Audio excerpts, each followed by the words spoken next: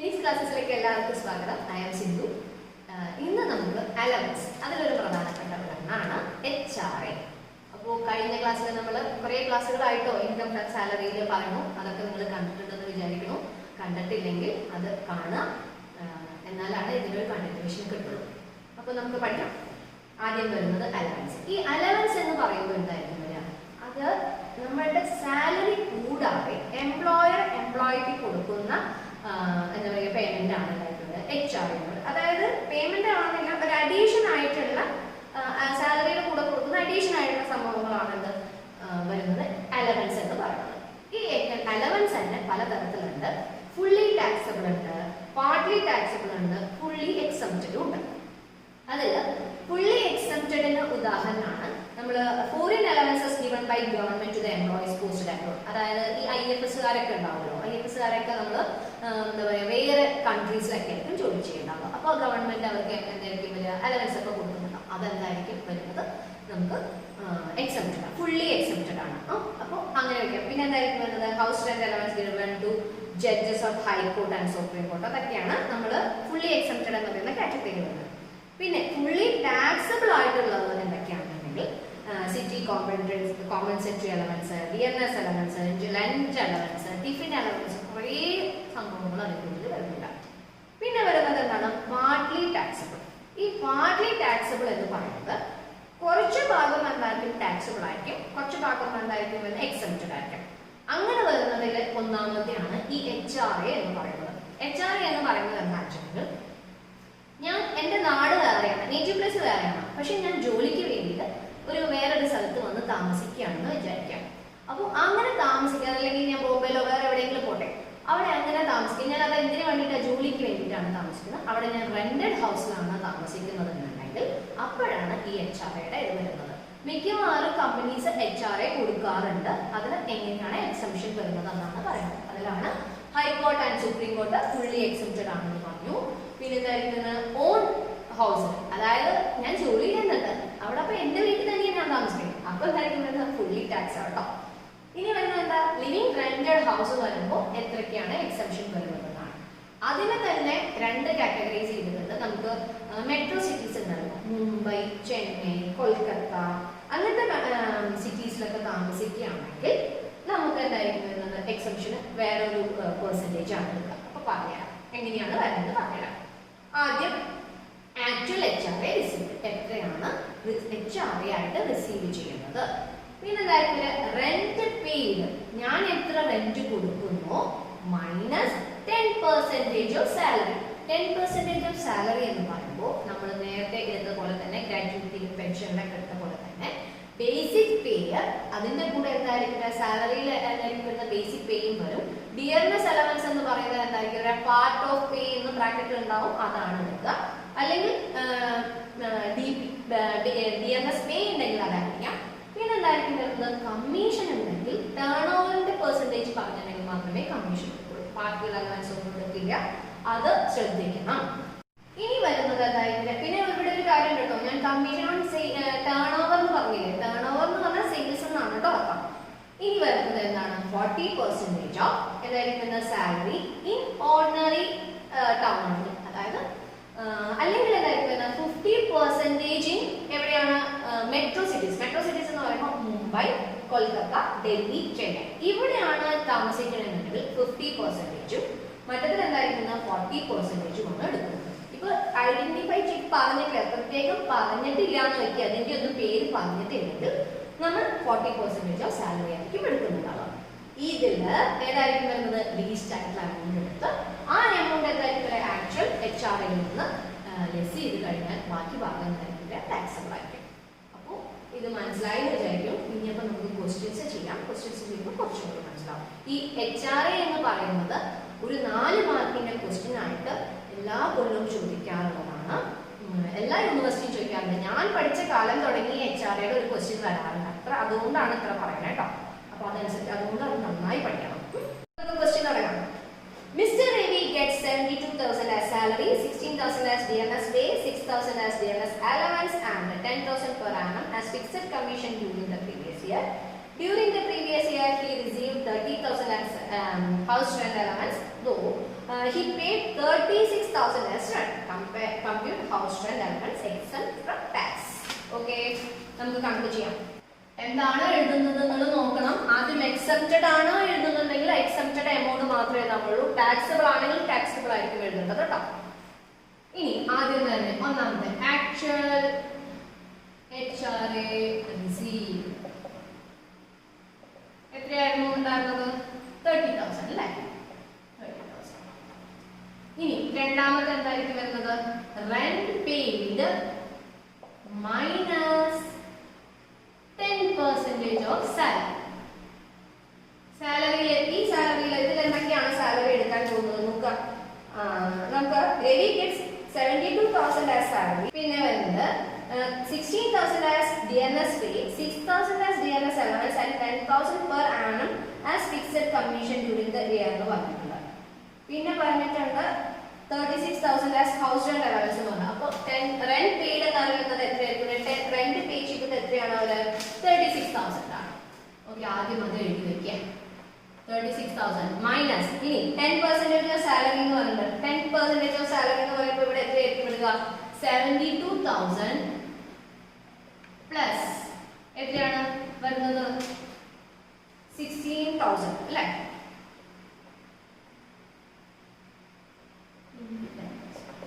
Okay, ഇവിടെ എന്തുകൊണ്ടാണ് നിങ്ങൾ 72,000 ബേസിക് പേ ആണ് എടുക്കുന്നത്? പിന്നെ നിങ്ങൾക്ക് ബാക്കിയുള്ള കുറെ സാധനങ്ങൾ അവിടെ തന്നിട്ടുണ്ട്. 6,000 as DNS allowance, 10% per annum fixed commission എന്ന് പറയുന്നത്.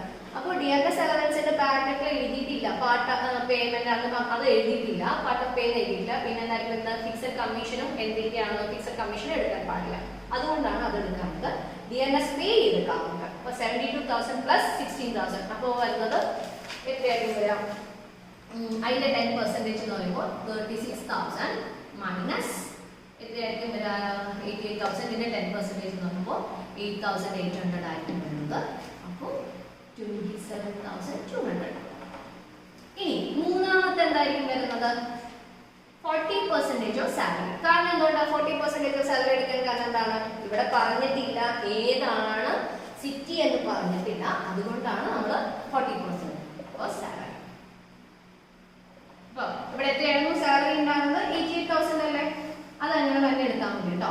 ഇൻറ്റു 40%. 40% എടുക്കും. അപ്പോൾ നമുക്ക് കിട്ടുന്നത് 35,200 ആണ്. ഇനി ഇതിൽ ഏതായിരിക്കും ലീസ്റ്റ് ആയിട്ടുള്ള എമൗണ്ടിൽ ഏതായിരിക്കും വരുന്നത്? 27,200 ആണ് വരുന്നത്. ഓക്കെ, അപ്പോൾ ടാക്സബിൾ HRA ആണ് ഞാൻ എടുക്കുന്നത്. ബുക്കിൽ തന്നിരിക്കുന്നത് നമുക്ക് എക്സംപ്റ്റഡ് HRA ആണ്. അപ്പോൾ അത് നമുക്ക് എക്സംപ്റ്റഡ് HRA എന്ന് എഴുതുകയാണെങ്കിൽ 27,200 എടുക്കാം. ഇപ്പോൾ ടാക്സബിൾ HRA എന്ന് പറയുകയാണെങ്കിൽ എന്തായിരിക്കും വരുന്നത്? Actual amount receive minus least amount അല്ലേ? അപ്പോൾ എത്രയായിരിക്കും? ആക്ച്വൽ എത്രയാ? 30,000 മൈനസ് 27,200. അപ്പോൾ എത്രയായിരിക്കും വരിക? 7,800. ഓക്കെ, 7,800 ആണ് ഇത് വരുന്നത്. നമുക്ക് ടാക്സബിൾ HRA ആയിട്ട് എടുക്കുന്നുണ്ടാവും. ഓക്കെ, ഇനി നിങ്ങൾ എക്സംപ്റ്റഡ് ആണ് എന്നുള്ളതാണ് എക്സംപ്റ്റഡ് എമൗണ്ട് HRA എന്നാണ് എഴുതുന്നത് എന്നുണ്ടെങ്കിൽ എന്തായിരിക്കും എഴുതുന്നത്? 27,200 എന്നാണ് എഴുതുന്നത്. മനസ്സിലായി എന്ന് വിചാരിക്കുന്നു.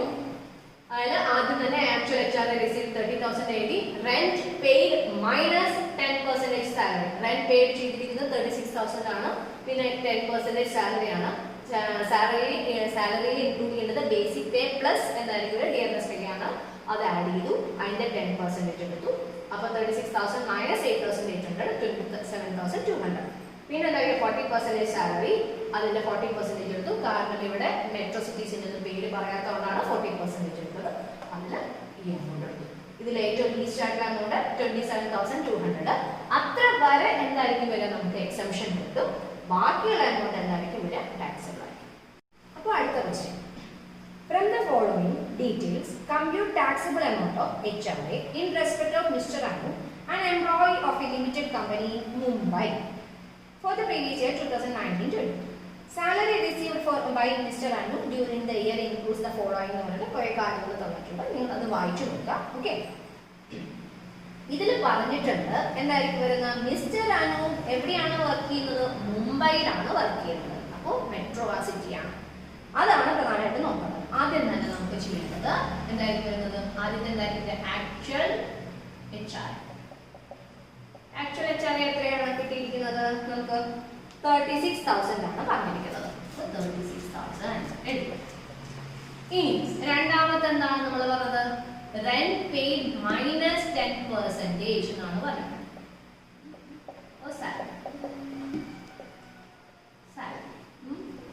അപ്പോ റെന്റ് പെയ്ഡ് എത്രയാണ്, 36,000 തന്നെയാണ് ഈ ക്വസ്റ്റ്യനിൽ. അപ്പൊ പിന്നെ നമ്മൾ അത് തന്നെ എഴുതുക. ഇനി 10% സാലറി എന്ന് പറയുന്നത്, സാലറിയിൽ ശ്രദ്ധിക്കേണ്ടത് ബേസിക് പേ എത്രയാ, 7,500 പെർ മന്ത്. പിന്നെ dearness pay 1,000 per month, dearness allowance 2,000 per month, advance salary, arrears of salary എന്നൊക്കെ തന്നിട്ടുണ്ട്. അപ്പൊ ഒരു കാര്യം ശ്രദ്ധിക്കണം, ഡിയർനെസ് അലവൻസിന്റെ ബ്രാക്കറ്റിൽ നമ്മളോട് ഒന്നും പറഞ്ഞിട്ടില്ല, അപ്പൊ അത് എടുക്കാൻ പാടില്ല. അഡ്വാൻസ് സാലറി എടുക്കാൻ പാടില്ല. പിന്നെ അരിയേഴ്സ് ഓഫ് സാലറി ഉണ്ടെങ്കിൽ അതും എടുക്കാൻ പാടില്ല. പിന്നെന്താ ഫിക്സഡ് കമ്മീഷൻ, അതും എടുക്കാൻ പാടില്ല. പിന്നെന്താണ് commission 3% on sales target achieved എന്ന് പറഞ്ഞിട്ടുണ്ട്. Sales target 1 lakh ആണെന്നുണ്ട്.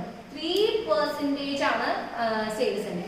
അത് പ്രത്യേകം അവർ എടുത്ത് പറഞ്ഞിട്ടുണ്ട്. ടേൺ ഓവറിന്റെ 3%. അപ്പൊ എത്രയായിരിക്കും വരുന്നത്, കമ്മീഷൻ എത്രയാണ് വരുന്നത്, 1 lakh into 3%. അപ്പോ ഇവിടെ എന്തൊക്കെയാണ് സാലറിയിൽ നമ്മൾ എഴുതുമ്പോൾ എത്രയായിരിക്കും വരിക. പ്രത്യേകം വേറൊരു കാര്യം ശ്രദ്ധിക്കേണ്ടത്, ഇവിടെ പറഞ്ഞിരിക്കുന്നത് പെർ മന്ത് എന്നാണ്. അപ്പൊ നമ്മൾ അത് ശ്രദ്ധിക്കണം. അപ്പൊ 7,500 into 12. ഇനി എത്രയായിരിക്കും വരുന്നത്, ഡിയർനെസ് പേ 1,000 പെർ മന്ത്. അപ്പൊ 1,000 into 12. ഓക്കെ, 90,000, 12,000. ഇനി എത്രയായിരിക്കും വരുന്നത്, കമ്മീഷൻ എത്രയാണ് വരുന്നത്, കമ്മീഷൻ വരുന്നത് 1 lakhന്റെ 3%. അപ്പൊ എത്രയാ, 3,000. മനസ്സിലായോ? അപ്പൊ ടോട്ടൽ ചെയ്യുമ്പോൾ നമുക്ക് വരുന്നത് എത്രയാ, 105 എന്നാണ് വരുന്നത്. ഇതിന്റെ 10% ആണ് കാണുന്നത്. ഈ എമൗണ്ടിന്റെ 10% ആണ്. അപ്പൊ ഇതിന്റെ എമൗണ്ടിന്റെ 10% എന്ന് പറയുമ്പോൾ എത്രയാ, 36,000 മൈനസ് എത്രയായിരിക്കും വരിക, 1,05,000. അപ്പൊ 105ന്റെ 10%. അപ്പൊ എത്രയായിരിക്കും വരിക, 105 അല്ലെ, ഒരു ബുദ്ധിമുട്ടുണ്ട് അല്ലെ, ഇത്രയായിരിക്കും വരും. അപ്പൊ എത്രയായിരിക്കും വരിക, 25,500. കാൽക്കുലേഷൻ നോക്കണം കേട്ടോ. ഇനി ഇപ്പൊ എത്രയാണ് നോക്കേണ്ടത്, മുംബൈ ആണ് പറഞ്ഞിരിക്കുന്നത്. മുംബൈ ആകുമ്പോ എന്തായിരിക്കും വരിക, നമുക്ക് 50% ഓഫ് സാലറി ആണ്. അപ്പൊ 50% ഓഫ് എത്രയായിരിക്കുന്ന സാലറി എത്രയാ, 1,05,000. ഓക്കെ, അപ്പോ 52,500. ഇനി ഇതിൽ എന്തായിരിക്കും വരിക, ലീസ്റ്റ് ആയിട്ടുള്ള എമൗണ്ട് ഏതായിരിക്കും വരുന്നത്, ലീസ്റ്റ് എമൗണ്ട് ഇതാണ് അല്ലെ. ഇനി ടാക്സബിൾ HR എന്ന് പറയുമ്പോൾ ആക്ച്വൽ എമൗണ്ട് റിസീവ്ഡ് അല്ലെ, actual amount received minus least. അപ്പോ 36,000 മൈനസ് 25,500. അപ്പൊ എത്രയായിരിക്കും വരിക, 1,500.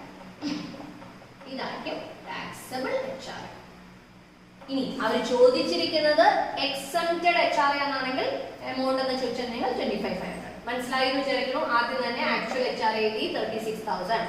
പിന്നെ നമ്മുടെ equation rent paid minus 10% of salary ആണ്.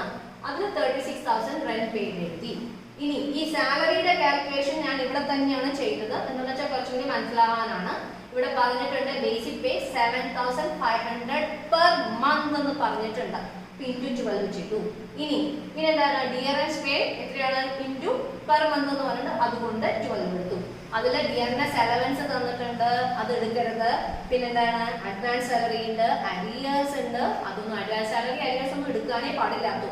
പിന്നെ എന്തായാലും ഫിക്സഡ് കമ്മീഷൻ ഉണ്ട്, അതും എടുക്കരുത്. പിന്നെയുള്ളത് എന്തായിരിക്കും വരുന്നത്, നമുക്ക് കമ്മീഷൻ പറഞ്ഞിട്ടുണ്ട്. എത്രയാണ്, സെയിൽസ് ടേൺ ഓവറിന്റെ 3%. അതുകൊണ്ടാണ് അതും എടുത്തത്. 3,000 എടുത്തു. ഓക്കെ, ഇനി എന്തായിരിക്കും അത് എടുക്കുന്നത് 10%, സാലറിയുടെ 10% എടുത്തപ്പോൾ 10,500 ആണ്. അപ്പൊ നമുക്ക് 36,000 മൈനസ് 10,500 ചെയ്യുമ്പോൾ 25,500. ഇനി എന്താണ്, മുംബൈയിലാണ് ജോലി ചെയ്യുന്നത്. അപ്പൊ 50% ഓഫ് സാലറി എന്ന് പറയുന്നത്. അപ്പൊ 50% ഓഫ് 1,05,000 അപ്പൊ കിട്ടും 52,500. ഇനി എന്തായിരിക്കും ടാക്സബിൾ എമൗണ്ട് HRA കാണാനുള്ളത് എത്രയാണ്, amount received minus least amount. ഇതിൽ ലീസ്റ്റ് ആയിട്ടുള്ള 25,500 ആണ്. നമുക്ക് ആക്ച്വൽ എത്രയാണ്, 36,000 ആണ്. 36,000 മൈനസ് 25,500 അപ്പൊ കിട്ടും 10,500. ഇതാണ് ടാക്സബിൾ HRA. എക്സംഷൻ എമൗണ്ട് ആണെന്നുണ്ടെങ്കിൽ 25,500 എന്ന് എഴുതണം. മനസ്സിലായോ? അടുത്തത് പറയുന്നത് mister Alvin is an employee at Chennai എന്ന് പറഞ്ഞിട്ട്.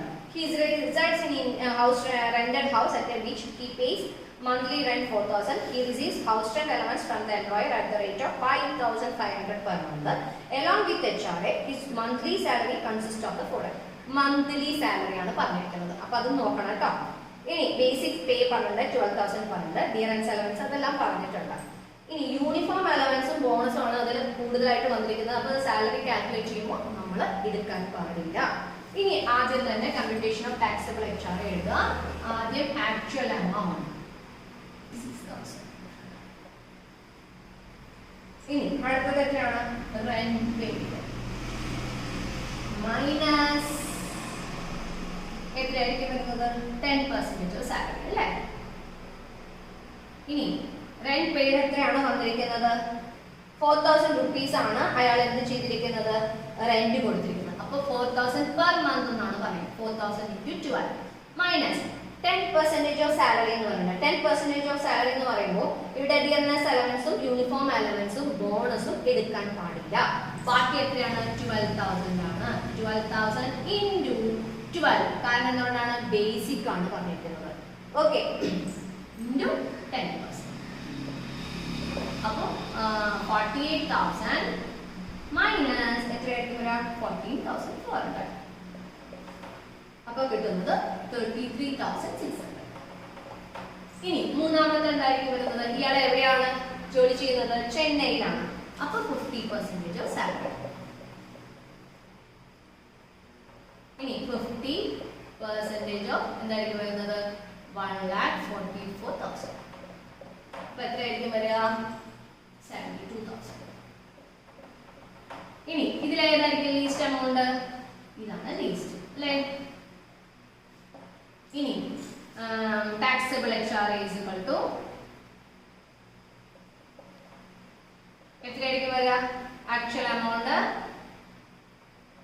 ആക്ച്വൽ മൈനസ് ലീസ്റ്റ് അല്ലേ. ആക്ച്വൽ എത്ര എടുത്തിരിക്കുന്നത്, 66,000 മൈനസ് 33,600. ഇതാണ് ടാക്സബിൾ എമൗണ്ട്. എക്സംപ്റ്റഡ് എമൗണ്ട് ആ ചോദിച്ചിരിക്കണമെന്നുണ്ടെങ്കിൽ 33,600. അത് എന്തുകൊണ്ടാണെന്ന് വെച്ചാൽ ഞാൻ പ്രത്യേകം എടുത്ത് പറയുന്ന ചോദ്യം എന്താണോ വരുന്നത് അതിനുള്ള ഉത്തരമാണ് നമ്മൾ കൊടുക്കേണ്ടത്. അല്ലെങ്കിൽ നമുക്ക് അവരെ വെട്ടിടും. അതുകൊണ്ടാണ് കേട്ടോ. അപ്പോൾ actual amount received 66,000, 10% rent paid minus 10% salary. അപ്പോൾ 48,000 മൈനസ് 14,400 എന്ന് പറയുമ്പോൾ 33,600 ആണ്. പിന്നെ 50% ചെന്നൈയിൽ വർക്ക് ചെയ്യുന്നതുകൊണ്ട് 50% ഓഫ് സാലറി 72,000 എടുത്തു. പിന്നെ എന്തായാലും ടാക്സബിൾ HRA എന്ന് പറയുമ്പോൾ actual amount minus least amount. അപ്പോൾ 66,000 മൈനസ് 33,600, അപ്പോൾ 32,400. ഇതായിരിക്കും ടാക്സബിൾ എമൗണ്ട്. എക്സംപ്ഷൻ എമൗണ്ട് എന്ന് ചോദിക്കുകയാണെങ്കിൽ 33,600 ആണ്. ഇത് മനസ്സിലായി എന്ന് വിചാരിക്കണം. HRA നന്നായിട്ട് പഠിക്കണം. എല്ലാ ക്വസ്റ്റ്യനിലും വരുന്നതാണ് HRA. നമുക്ക് വലിയ ക്വസ്റ്റ്യൻസ് ചെയ്യുമ്പോൾ HRAയുടെ വലിയ ഇത് മനസ്സിലാക്കിയാലേ നമുക്ക് അവിടെ ചെയ്യാൻ പറ്റുള്ളൂ കേട്ടോ. അപ്പോൾ ഈ വീഡിയോ ഇഷ്ടമായാൽ ലൈക്ക് ചെയ്യുക, സബ്സ്ക്രൈബ് ചെയ്യുക, മനസ്സിലായില്ലെങ്കിൽ കമൻറ്റ് ചെയ്യുക. Thank you.